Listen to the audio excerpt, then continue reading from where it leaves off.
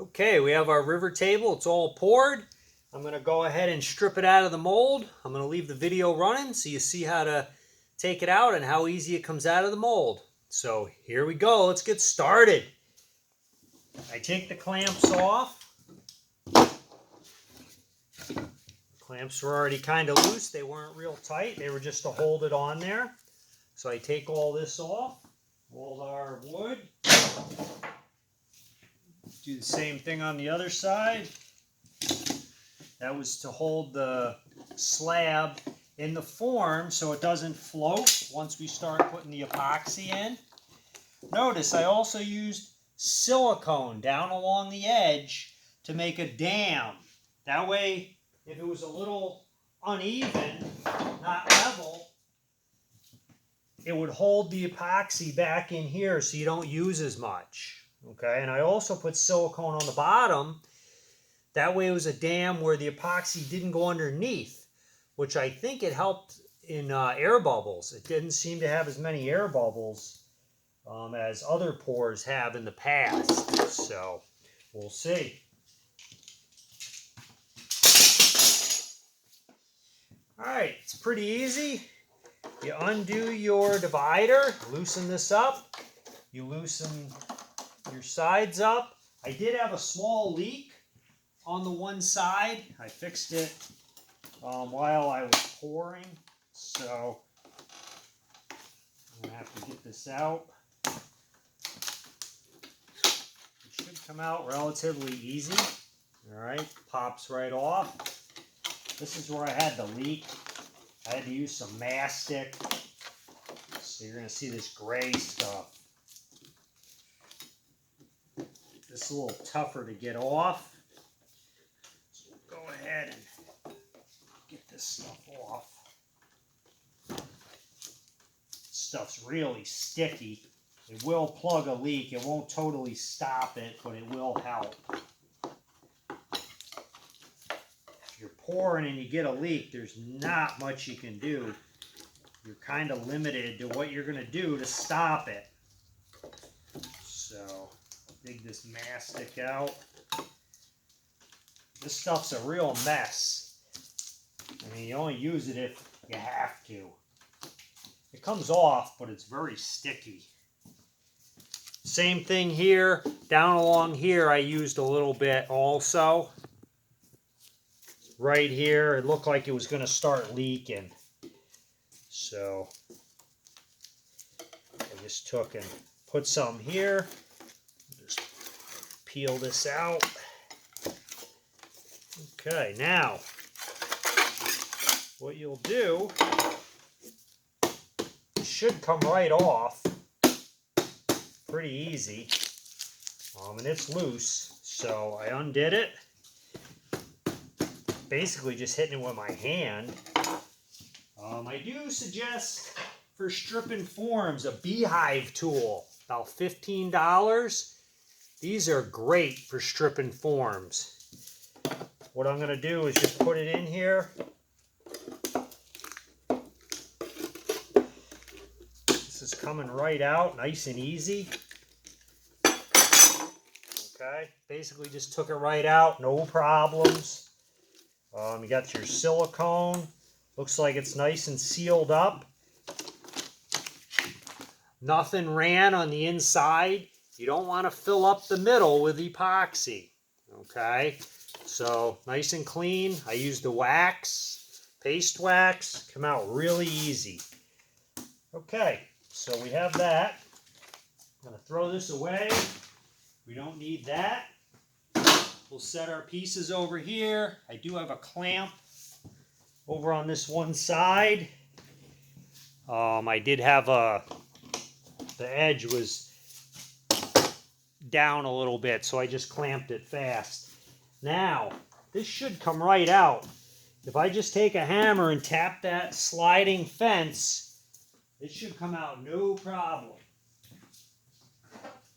Again, this is unedited video. I have not taken one of these tables out of this form, one of these forms yet. This is the first one.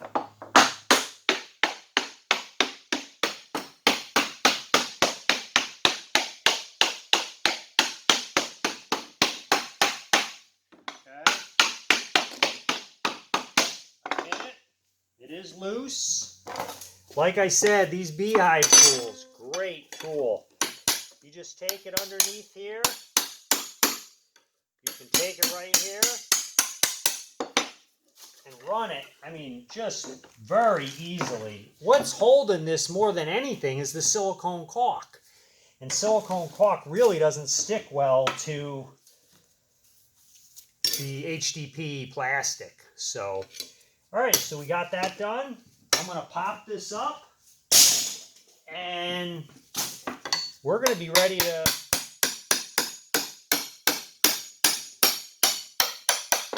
start routering. Like I said, the silicone is really holding this down more than anything. The silicone is why it's not coming up real easy. Like I said, I got silicone underneath, but here we go. Okay, we did have some leak underneath a little bit, but nothing bad. One thing I did notice about the silicone, when you put it underneath, the silicone does not dry real well.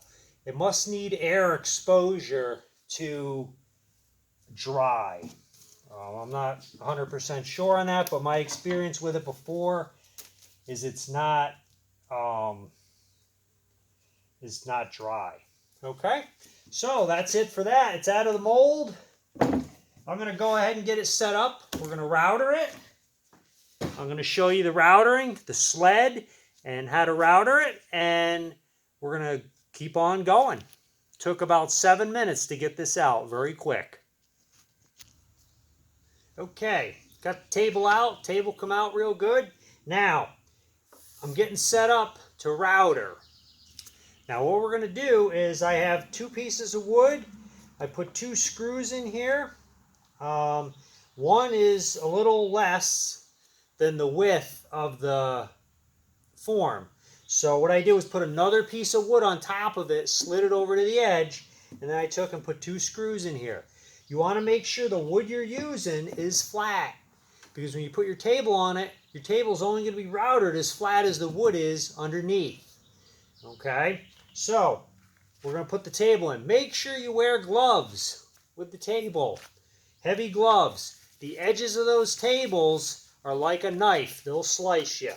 Okay, they're very sharp. Okay, I have our table here. I'm going to set it in here. Okay, now I want to make sure I'm not up against the sides. I want to leave myself some space, or I'm going to be running my router bit into the sides. It doesn't have to be square. Your routers, you're just routering the top. Square does not have anything to do with it. I'm going to take little pieces of wood, and I'm going to take and put them on the edges of the table. That's going to lock this in so it will not twist. I also, down at the end here, I clamped a block of wood. You want to make sure you slide it all the way over so that it's nice and secure. When you're routering it, you don't want it to move. If it moves, your table is not going to be flat. Okay, so we got the stop in the back. 1 screw, basically per piece of wood. You want your pieces of wood to be lower than the table. If they're higher than the table, your router's going to run into them. Now, once I get one, I can take and angle the screw a little bit so that it'll tighten tighter up against the table.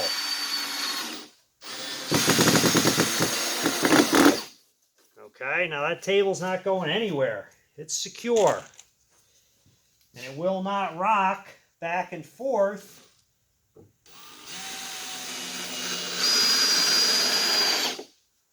It will not rock back and forth. It's even these 2x4s. It's not going. The whole thing isn't going to twist. It's going to stay in there. Okay, we'll get one more screw, And you want to try to get pieces of wood that are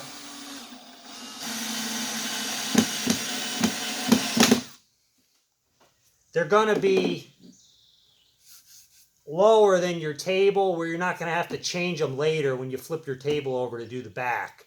In this case, I'm going to start on the back because the back seems to be the flatter side on this. Okay? And then I'm going to take a block, put a block, clamp it on the end, and we're ready to router. So that's all there is to it. To get it in there, that's not going anywhere. These are tight. My sled slides nice. We're ready to go. Okay, here's the tools we need. Got my workbench. All right, we're going to go ahead and start routering. All right, we're ready to router this flat. I got this set up. I'm going to show you how it works. It's doing a real nice job. I set it up here. This end was a little thicker, so I started here. I got this all locked in. It's not going to go anywhere. And we're going to go ahead and router it. All right. Oh, glasses first. Get some safety glasses on. This stuff really flies. Let's make some chips.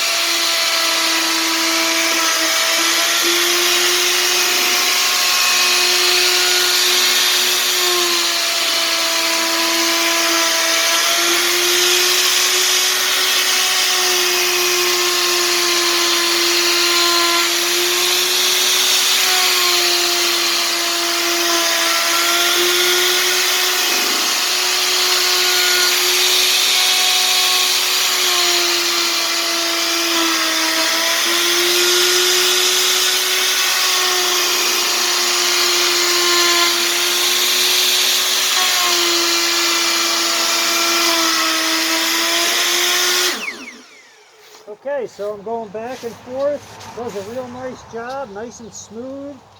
And I'll do this side, the top. I'll flip it over, and then I'll do the back, and then we'll go to sanding. So I won't bore you with showing you